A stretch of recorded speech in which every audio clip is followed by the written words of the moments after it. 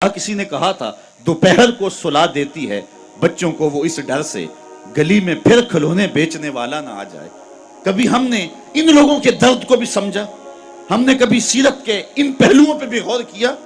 آج ہم اپنی بیٹی کی شادی کرتے ہیں تو اس کا جہیز چارپائیوں پہ بچھا دیتے ہیں، اور ہمارے دیہاتوں میں رواج ہے کہ خاتون کو کہتے ہیں کہ جاؤ پورے محلے میں، پوری بستی میں جا کے ڈھنڈورا دے دو کہ بیٹی کا جہیز دیکھ جاؤ۔ یار دیا تو اپنی بیٹی کو ہے اور تحفہ دے رہے ہیں، لوگوں کیوں دکھلا رہے ہیں؟ صرف داد وصول کرنے کے لیے۔ ملک صاحب نے، خان صاحب نے، چودھری صاحب نے حد کر دی، کمال کر دی، بڑا دیا، اپنی بیٹی کا گھر بھر دیا۔ یار تم نے تو داد وصول کر لی، چوپالوں میں، بیٹھکوں میں تذکرہ بھی چلا، تندوروں پہ عورتیں باتیں بھی کرنے لگی، تمہارے نام کے جھنڈے بھی گڑ گئے، لیکن تم نے نہ سوچا تمہاری بیٹی کا جہیز دیکھنے کے لیے یتیم بچیاں بھی آئیں، تمہاری بیٹی کا جہیز دیکھنے کے لیے اس بوڑھے مزدور کی بیٹیاں بھی آئیں جو صبح اٹھ کر کے مزدوروں والے اڈے پہ جا کے بیٹھ جاتا ہے اور اس کو بوڑھا سمجھ کے کوئی قبول نہیں کرتا، اور وہ کہتا ہے مجھے 10 روپے کم دے دینا، مجھے ساتھ لے جاؤ، لیکن اس کو کوئی ساتھ لے جانے کے لیے تیار نہیں ہوتا۔ جب دھوپ خوب چمک پڑتی ہے اور اسے مایوسی ہوتی ہے کہ اب کوئی لینے نہیں آئے گا، تو وہ ڈبہ لٹکا کر کے روٹی والا گھر جب واپس پلٹتا ہے تو کوئی جانتا ہے اس کے قدم کتنے بوجھل ہوتے ہیں؟ آج وہ اپنی بیوی کو گھر سے نکلتے کہہ کے آیا تھا کہ جو رقم ملے گی اس کا آٹا لے کر کے آؤں گا، اس کا گھی لے کر کے آؤں گا۔ آج وہ خالی ڈبہ روٹی کا واپس جب پلٹا کے لے جا رہا ہوتا ہے، اس کے لیے گھر کی دہلیز نہیں ہوتی، پلسرات ہوتی ہے، اور اندر لوگوں کے کپڑے سی سی کے اور لوگوں کے گھروں کے برتن مانج مانج کے اپنے جہیز کی چیزیں بنانے والی بیٹیاں جب اپنے باپ کو یوں آج بھی خالی آتا ہوا دیکھتی ہیں تو جو کچوکے ان کے دل پہ لگتے ہیں اس کا مداوع کس کے پاس ہے؟ تم نے تو داد وصول کر لی، لیکن تمہاری بیٹی کا جہیز دیکھنے کے لیے اس مزدور کی بیٹیاں بھی گئی۔ تارا ٹوٹتا سب نے دیکھا، یہ نہ دیکھا ایک نے بھی، کس کی آنکھ سے آنسو ٹپکا، کس کا سہارا چھوٹ گیا۔ کاش کہ ان درد مندوں کا بھی ہم نے حال پوچھا ہوتا، اور ان دکھیوں کے رشتے ہوئے زخموں پر بھی ہم نے مرہم رکھی ہوتی، اور حضور کی سیرت کے پیغام کو ہم نے سمجھا ہوتا، اور ہم اپنی معاشرت اور اپنے ارد گرد کے ماحول کے اندر ان چیزوں کو، اپنے محلے اور اپنی گلی کے اندر ان چیزوں کو دیکھا ہوتا۔ صاحب رات کی تنہائی کے اندر غریب کے گھر میں جا کے جو ہے وہ پیسے پھینک آنا، یہ بہت مشکل کام ہے، اس سے معاشرے میں داد نہیں ملتی ہے، لوگ جو ہے وہ اخبارات میں اشتہار نہیں چھپاتے ہیں، یہ مشکل کام ہے، اس لیے انسان اس مشکل گھاٹی نہیں چڑھتا ہے۔ اللہ تعالیٰ سورۃ البلد میں ارشاد فرمایا فَلَقْتَحَمَ الْعَقَبَةَ وَمَا أَدْرَاكَ مَا الْعَقَبَةُ فَكُّ رَقَبَةٍ۔ اللہ اکبر۔ او اطعام فی یوم ذی مسغبہ، یہ مشکل گھاٹی ہے، کسی پھنسے ہوئے کی گردن چھڑانا ہے، کسی لاچار کے کام آنا ہے، کسی دکھی کے کام آنا ہے۔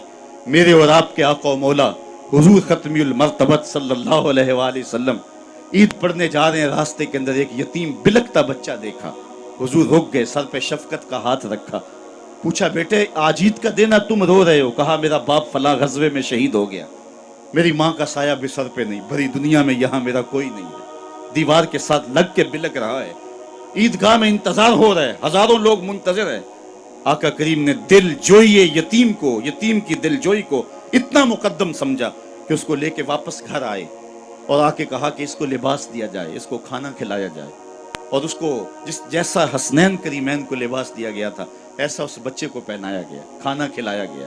حضور نے احساس محرومی دور کرنے کے لیے مزید اس کے سر پہ شفقت بھرا ہاتھ رکھا اور مسکراتے ہوئے فرمایا کیا بیٹا تو اس بات کو پسند نہیں کرتا کہ محمد تیرا باپ لگے، عائشہ تیری ماں لگے اور فاطمہ تیری باجی لگے؟ اس نے کہا یہ رشتے مل جائیں تو اور کیا چاہیے؟ کہا آج کے بعد یہ تیرے رشتے ٹھہرے۔ ایک انگلی سے حسنین کو لگایا ہے، ایک انگلی سے وہ یتیم بچہ ہے۔ حضور عیدگاہ کی طرف بڑھ رہے ہیں، اور بھی بچے اپنے ماں باپ کے ساتھ جا رہے ہیں۔ یہ یتیم زبان حال سے کہتا ہے تھا تو یتیم، لیکن یتیمی کا مزہ آ گیا، مصطفیٰ کی انگلی تھام کے جا رہا ہے۔ تو حضور علیہ السلام کی سیرت جب نسل نو کے سامنے رکھیں،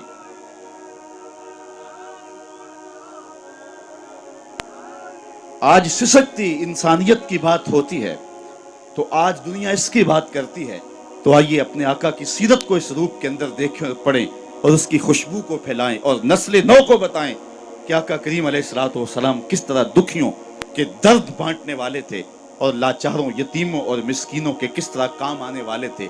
سمال الیتامہ عصمت للارامل، بیواؤں کے آسرے تھے اور غریب ہو کے یتیم ہو کے یتیم پرور تھے. یہ 9 سال کی عمر ہے حضور کی.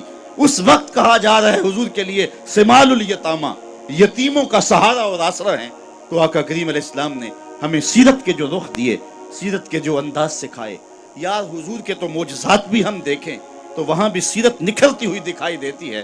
میری بات اگر طول نہ پکڑے تو مجھے ابو ہریرہ یاد آ رہے ہیں رضی اللہ تعالیٰ عنہ. فرماتے ہیں کہ ایک دن حال یہ ہوا کہ پیٹ میں کچھ بھی نہیں تھا.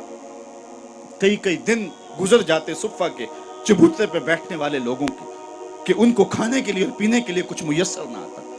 کہتے ہیں میں مسجد نبوی کے ایسے زاویے پہ آ کے بیٹھ گیا جہاں لوگوں کا گزر ہوتا تھا. آرزو یہ تھی کوئی گزرتا ہوا شخص میرے چہرے کو پڑھ لے اور میرے من میں اتر جائے. ہستی پلکوں کے نیچے غم بھی پلتے ہیں مگر کون دیکھتا ہے اتنی گہرائی میں. حضرت ابو ہریرہ فرماتے ہیں بھوک سے نڈال تھا، قبر سیدھی نہیں ہو رہی تھی اور سوال کرنا میری غیرت کے منافی تھا. میرا خیال تھا کہ کوئی گزرتا ہوا میرے حالات سے آگاہ ہو جائے گا. خیر لوگ گزرتے گئے. میں نے کہا کوئی بات کرنی چاہیے. حضرت عمر رضی اللہ تعالیٰ عنہ آئے. میں نے ان سے قرآن مجید کی کوئی آیت پوچھی. انہوں نے آیت بتائی اور آگے بڑھ گئے. شاید وہ جلدی میں تھے اور جو میرا مسئلہ تھا وہ معلوم نہ ہو سکا انہیں. پھر میں منتظر رہا. حضرت صدیق اکبر آئے رضی اللہ تعالیٰ عنہ. میں نے ان سے کوئی مسئلہ شرعی پوچھ لیا.